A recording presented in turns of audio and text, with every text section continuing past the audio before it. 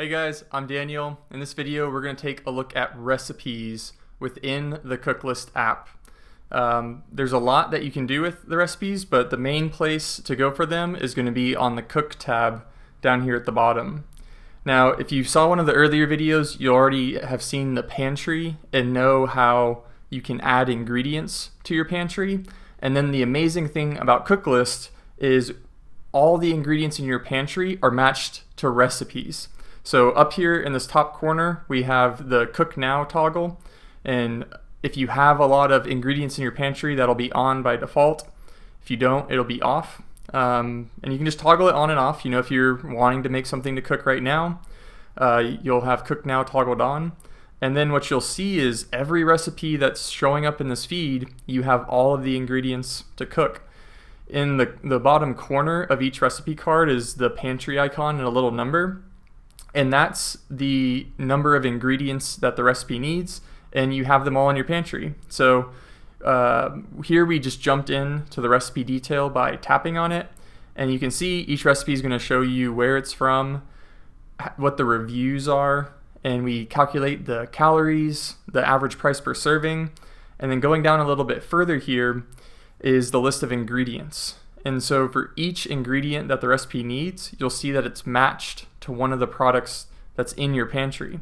And if you want some more details, here, like for the chicken thighs, Cooklist is smart. It's going to automatically separate ingredients where you have an exact match in your pantry, and then also ones where there may be a substitute.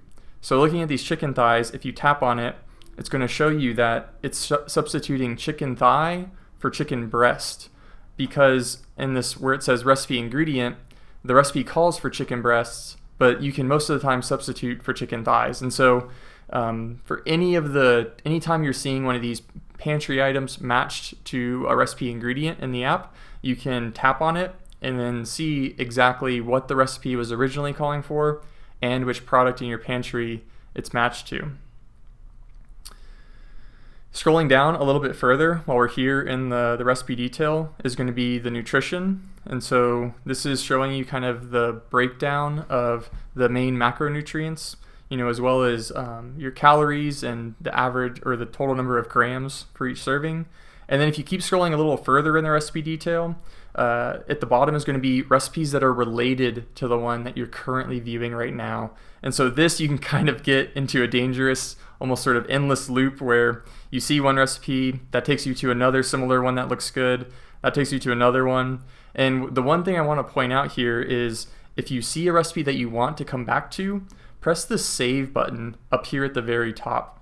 And it's always going to be there in the header to save the recipe so you can come back to it later. And you can find your saved recipes by going to the profile tab, scrolling down, and then they're going to be labeled here as your favorites. Also, while we're here in the profile tab, you'll see some other places where you'll find your recipes.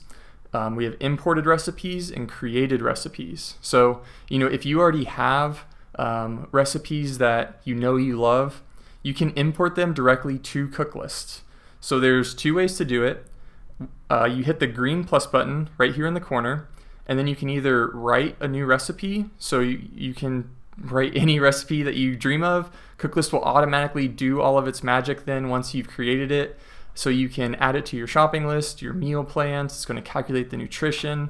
And if you know a website or a blog that has a recipe you really like, you can simply paste the URL right here, and Cooklist will import all of the ingredients and everything you need for the recipe straight from the website, which is awesome.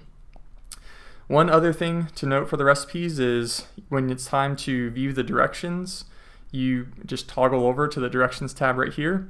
You'll find the directions in the app. And as you're going through and cooking it, once you're done, you can press the I cooked this button. And what that's going to do is bring up a list of all of the ingredients that you might have used when cooking that recipe. And now you can update your pantry. So, if we used half of our chicken breast that we had in the fridge, we can just subtract it down there to 50%. And this makes it super easy to kind of keep track of, keep your pantry up to date as you're using things while cooking recipes. A couple other notes here. You can share the recipe. So with a URL, share it with any of your friends. Some other options here. If you see anything wrong with the recipe, please press the report problem button here. So like a wrong ingredient, if some link is broken, any kind of thing like that, and we'll get that fixed for you really quickly. And then some other things to note. So if you're, there's a search bar here if you have a specific thing in mind that you're looking for. And then these filters up here at the top are also super helpful when you're trying just to narrow things down a bit. The filters that show by default in this section are going to be kind of randomly thrown in there. But if you hit the filter button up here in the top corner, that's going to take you to a list of all of the available filters in Cooklist. So Ingredients in Pantry is going to show you ingredients you currently have in your pantry that you can then filter by. So if you know you want to use your ground beef, for instance, you can select the ground beef filter, and then now all the recipes it shows you are going to use ground beef. If you know you want to do something with ground beef and avocado, you can select multiple ingredient filters. We don't have that many. Avocado's not going to work. There's only 2.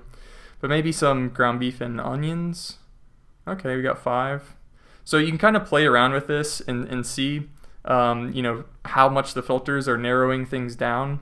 There's also diets, course, which is all main dish is one that I use a lot when I'm looking for something to make for dinner.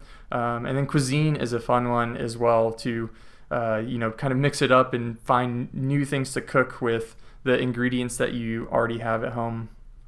So let's see, I think that pretty much covers everything we needed to know about recipes as far as cooking them.